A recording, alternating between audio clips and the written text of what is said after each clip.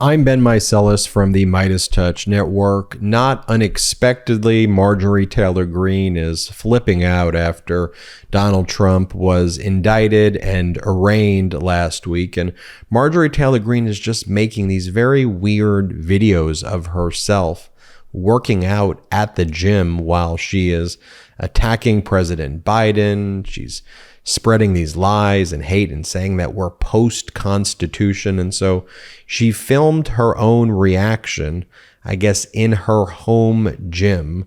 This whole thing is just, it's weird, it's unprofessional, it's just bizarre and dangerous. Let me show you Marjorie Taylor Greene's reaction to Donald Trump being arraigned. Play this clip. So for everyone that's talking to me about the Constitution, Marjorie, the Constitution, I'm sorry, it feels pretty much like we're post-Constitution because it feels like communism in America today when President Trump is being indicted and having to show up and be arraigned and arrested and processed in a court where he has no chance of having a fair trial and is a jury not of his peers. I'm sorry, that's not going to be a jury of his peers. That's a jury made up of people that hate him for political reasons.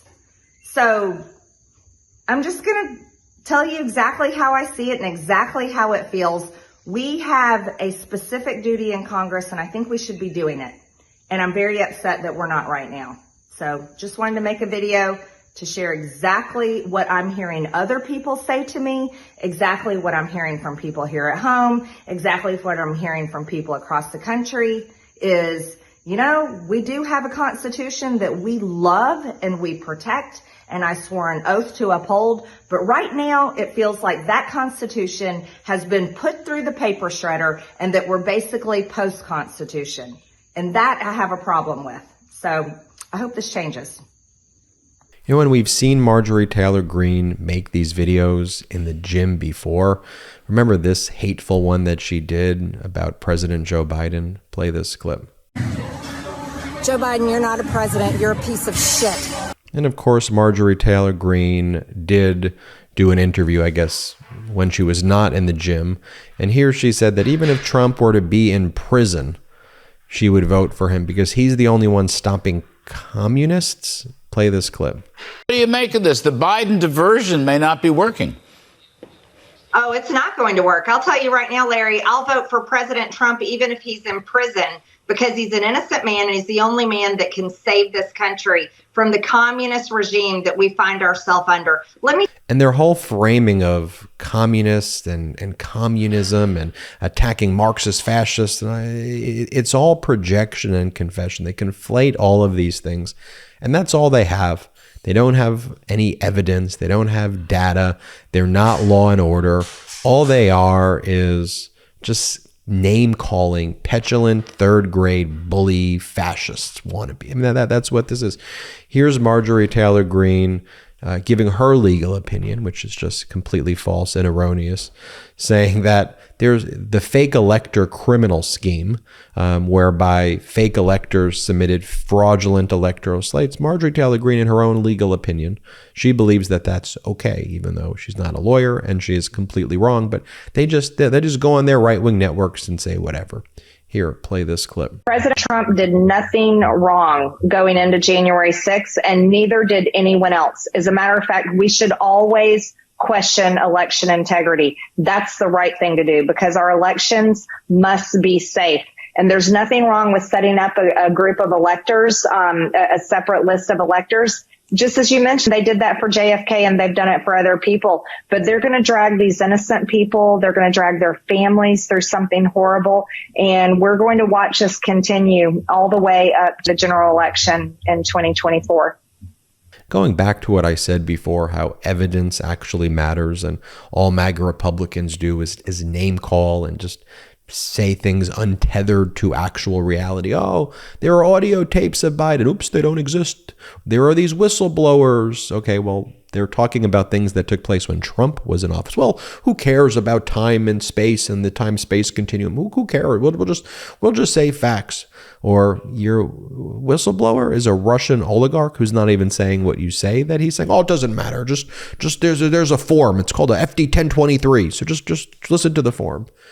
Here Marjorie Taylor Greene saying, look, what everybody really should be focused on right now is Hunter Biden. They should be focused on what Devin Archer, Hunter Biden's former business partner, said. And we'll look at his deposition transcript in a moment. But here, play this clip. Devin Archer's testimony was the biggest news. It should have been plastered everywhere. It should be the only thing that every single media company is talking about 24/7, nonstop. But guess what? They're not. They're not talking about it because they're too busy trying to convince people that climate change is real, trying to convince people that the heat that's happening in Texas and across the country is suddenly new and that it's never happened before, that you got to give up your gas-powered, diesel-powered combustion engine vehicle that you drive, that you got to buy an electric vehicle, that you've got to give up your gas stove because the world is going to explode into a ball of flames. Because what MAGA hopes is that people are uneducated. They hope that people don't look at the data. And so if you look at the actual deposition testimony of Hunter Biden's former business partner, Devin Archer, Devin Archer testified that President Biden was never involved, ever, as far as he observed, in any business dealings relating to Hunter Biden, period. All Joe Biden would speak to Hunter about is he liked fishing, how's the weather, things like that. Never once talked about businesses, never talked business with Hunter Biden's business associates. And Devin Archer testified that Hunter Biden would tell Devin Archer, my dad can't really do anything for us at all. And he's not going to do anything for us. Be aware of that. So here's the deposition testimony from Devin Archer. This is what Marjorie Taylor Greene and all the MAGA Republicans say. This is what matters. Okay, well, we'll look at the deposition. Here's the question to Devin Archer.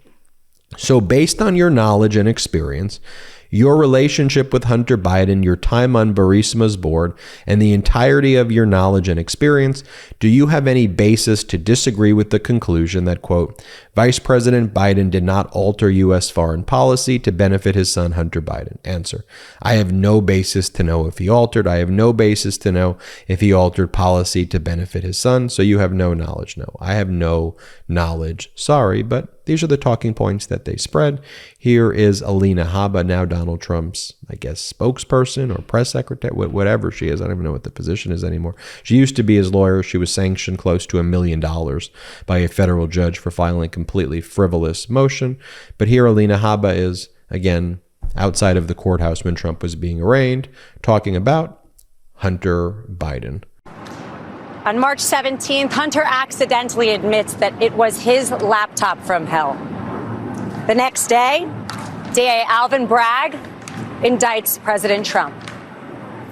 June 8th, an FBI document is released showing that the Ukrainians paid the Biden crime family millions and millions of dollars.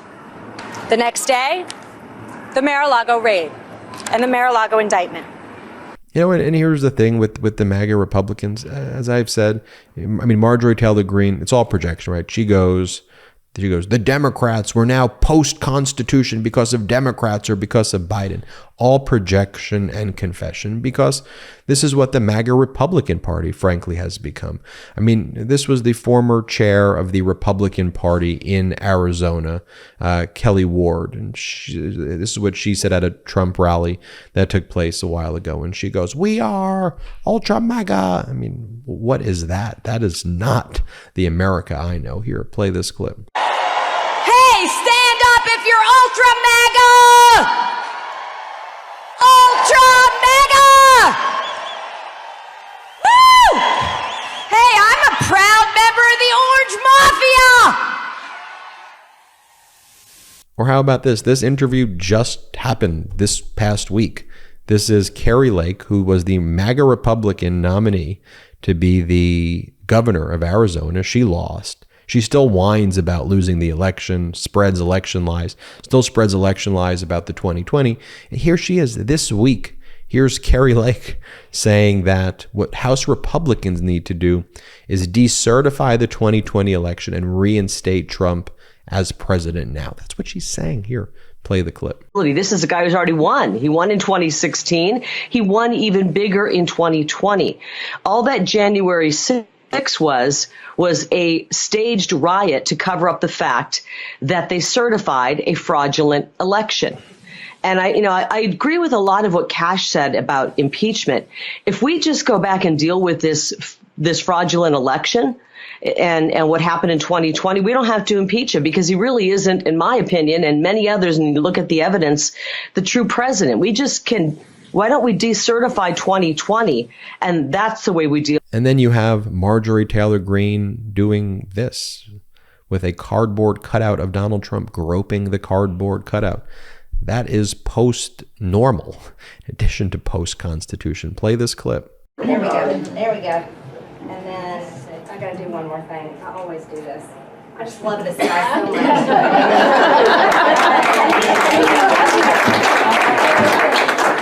He's calling. You can kind of go behind the podium. Yeah, he is. He's fantastic. This guy right here is great. Standing up in there in the mucky swamp. Diane always has him in the mucky swamp. Yeah. But it's amazing. So with all of that going on, it doesn't surprise you that this is what a modern day Republican is. This is what it means to be a modern day Republican. Here's an individual. We had our MeidasTouch White House correspondent, Brian Karam, who was in Washington, D.C., spoke to one of the Trump supporters who was outside of the arraignment. And this is what it means to be a Republican in 2023. And this is why I say you can never call these people conservative, because Republicans of today, these MAGA Republicans, there's nothing conservative about them. Play this clip. So can I ask you a question? What happens? I mean, was he right about everything? No, my question is, Trump was right about everything. so what if he's convicted? Would you still vote for him? Oh, absolutely. Convicted of what? Is there any of the 78 charges that he's facing felonies? Would you still vote for him? If I took a shit right here, Well, and if I cut it up into 78 pieces, what would I have? I'd have the same stupid piece of shit. It's irrelevant. So it doesn't matter. It's cut up into 78 different pieces. What if you personally witnessed him commit a crime and then he was convicted? Would you then vote for him? Like if he had Don Jr. working for a natural gas company, No, I'm making asking you, $80,000 is there a month, any, and then started a war in Ukraine? Under any circumstance would you not vote for him, I guess is the No, question. absolutely not. Because he's a proven track record. He's a perfect president. He's an American hero, and he's the greatest thing that's ever happened to the American political system. Yeah, and large legacy media may call that clip, oh, that was a conservative. No, that's not. That's a crazy person. That's a very weird and disturbed individual. That's a cult member. That's a Trumper. That's not conservative. So just make it a habit never to call MAGA Republicans conservative. Don't call Marjorie Taylor Greene a conservative. Don't call Matt Gaetz, James Comer, Jim Jordan. Don't call them. There's nothing conservative about any of this. This is not law and order. This is very disturbing. This is the type of stuff you see in authoritarian countries. This type of kind of weird fascist cult behavior doesn't have any place here. Can't be both sidesing the issues, and we're just going to talk about it. We're going to talk about it here. What's really going on out there? I'm Ben Meiselas from the MeidasTouch Network. Hit subscribe. We're on our way to 1.5 million subscribers. I think we'll hit it this month thanks to you. Check us out at patreon.com/MeidasTouch. Wherever you get audio podcasts, subscribe to the MeidasTouch podcast and have an excellent day. Hey Meidas Mighty, love this report? Continue the conversation by following us on Instagram at MeidasTouch to keep up with the most important news of the day. What are you waiting for? Follow us now.